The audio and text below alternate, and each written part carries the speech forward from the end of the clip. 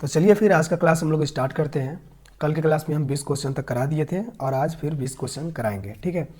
बाकी जिन लोगों ने अभी तक माइनिंग प्लस हमारे यूट्यूब चैनल को सब्सक्राइब नहीं किए हैं आप लोग, तो सब्सक्राइब कर लीजिए और माइनिंग प्लस ऐप को भी आप लोग इंस्टॉल कर लीजिए, ठीक है। जहाँ पे आप लोग को माइनिंग की सभी कॉम्पिटेटिव एग्जाम की तैयारी कराया जा रहा है, वहाँ पे आपको कोर्स मिल जाएगा। बाकी कोर्स से रिलेटेड किसी प्रकार का आपको जानकारी चाहिए तो आप लोग संगम से बात कर सकते हैं, ठीक है। संगम का नंबर मिल जाएगा, आपको कॉल करके पूछ सकते हैं। तो चलिए फिर क्लास को हम लोग स्टार्ट करते हैं।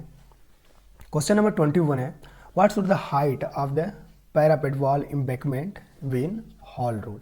तो हॉल रोड में पैरापेट वॉल एम्बैंकमेंट वॉल की हाइट क्या होती है? ऑप्शन है equal to height of the largest vehicle equal to diameter of the largest tyre, और ऑप्शन नंबर सी है 1.5 time the diameter of the largest tyre, और option number D है 2 metre. इसका राइट आंसर क्या होगा? देखिए, इसका राइट आंसर आ जाएगा option number B, equal to the diameter of the largest tyre, ठीक है। जो largest diameter of the largest tyre of the vehicle, यानी कि सबसे बड़े व्हीकल का जो लार्जेस्ट टायर होगा उसके इक्वल होगा, उससे कम नहीं होना चाहिए। कहने का मतलब उससे कम नहीं होना चाहिए, ठीक है। इसका जो राइट आंसर होगा ऑप्शन नंबर बी हो गया।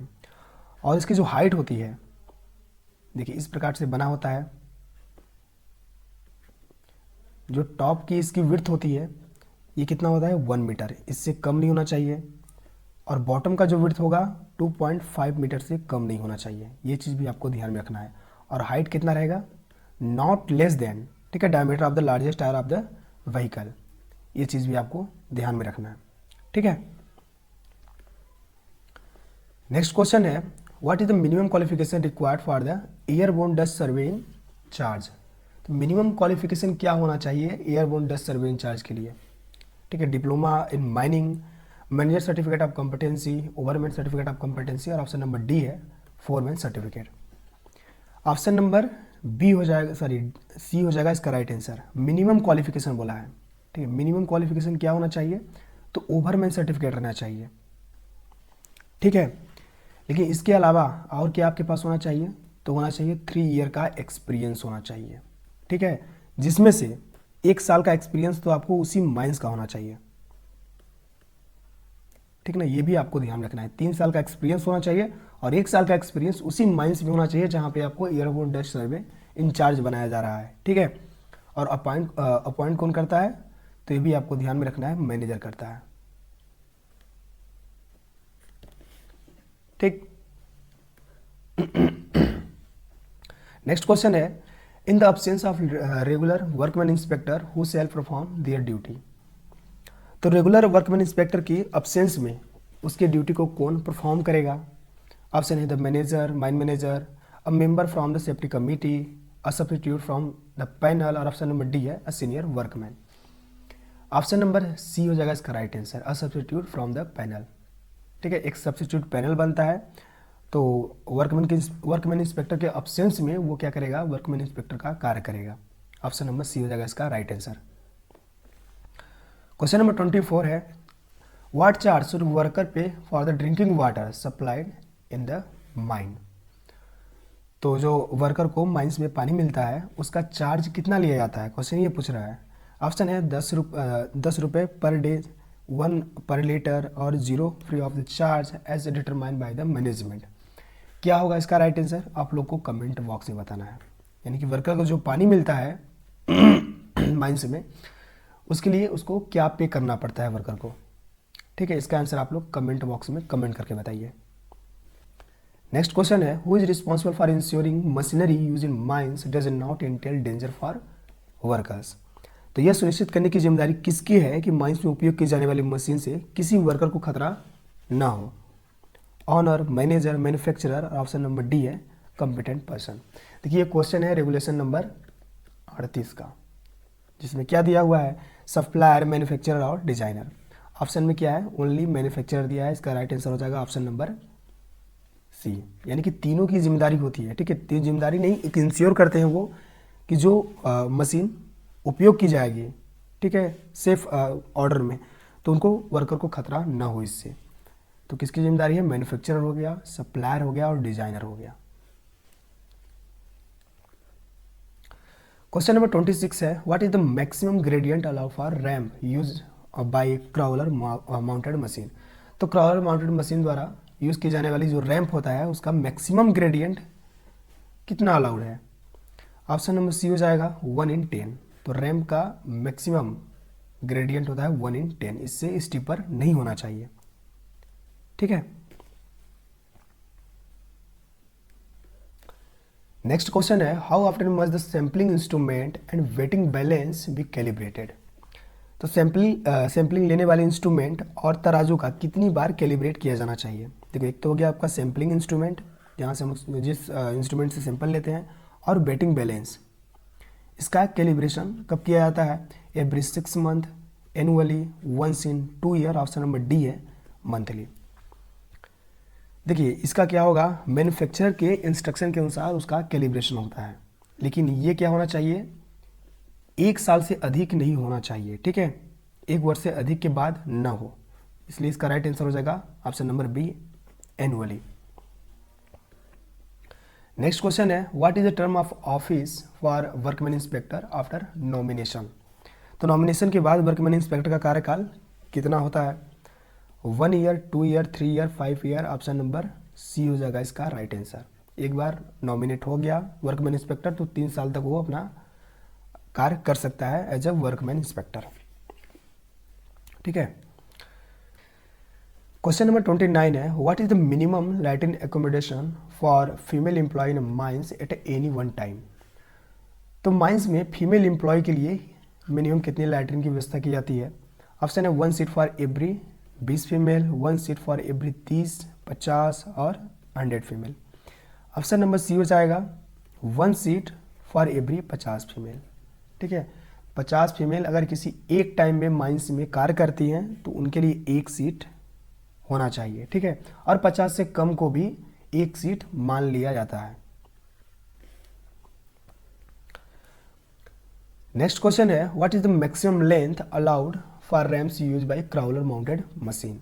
तो क्राउलर माउंटेड मशीन द्वारा यूज किए जाने वाले रैम्प्स की मैक्सिमम लेंथ कितना होता है।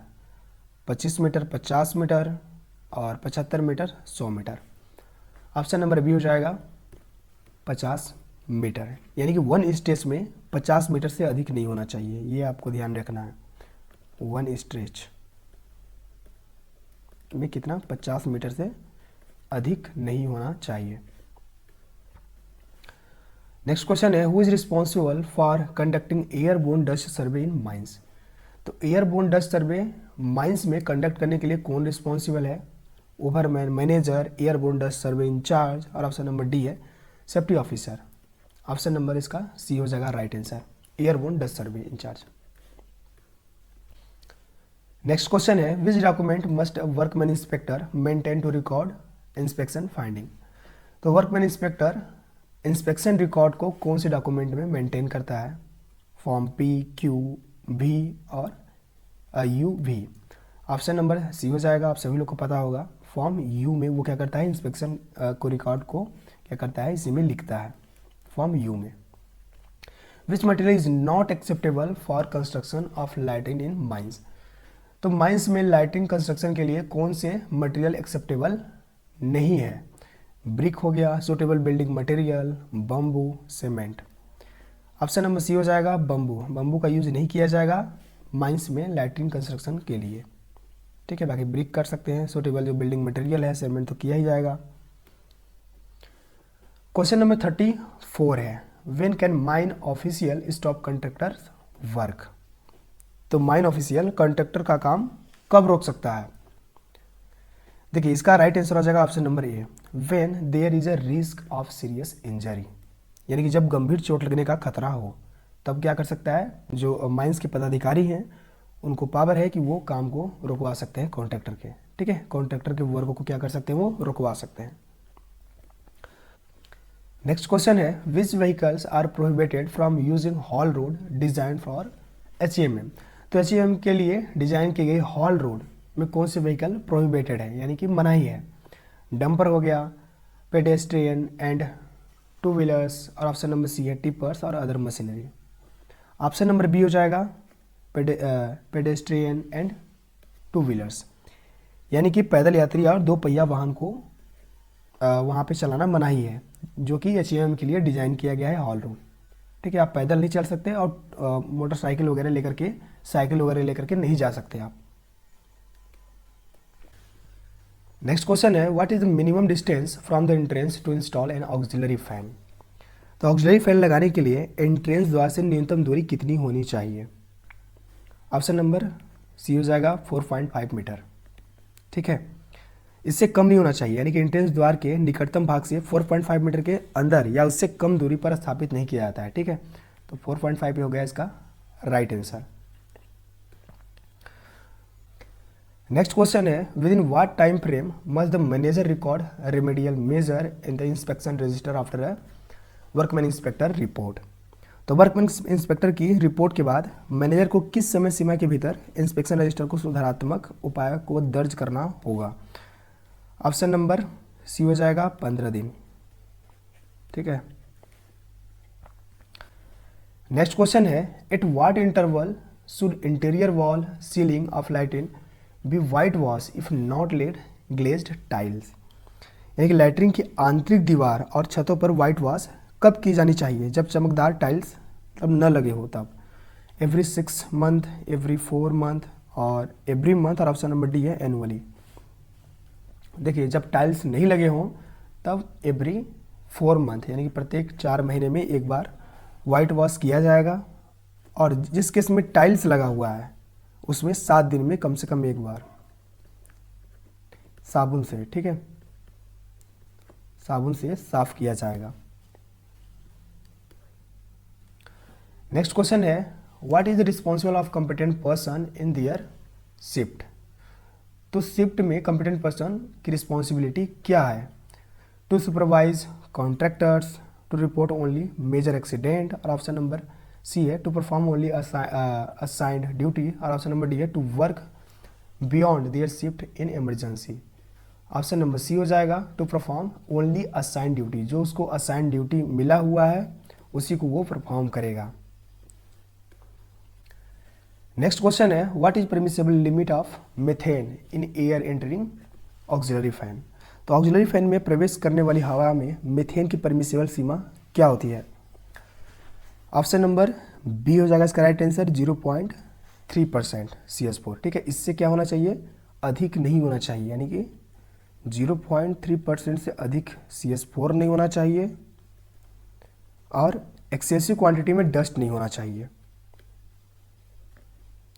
ठीक ना, एक्सेसिव क्वांटिटी में डस्ट नहीं होना चाहिए। तो चलिए फिर यहाँ से हम लोग क्लास को समाप्त करते हैं। बाकी आप लोग माइनिंग प्लस हमारे यूट्यूब चैनल को सब्सक्राइब कर लीजिए ताकि इसी तरह का आपको वीडियो मिलता रहे। ठीक है, और माइनिंग प्लस ऐप को भी आप लोग डाउनलोड कर लीजिए। मिलते हैं नेक्स्ट क्लास में।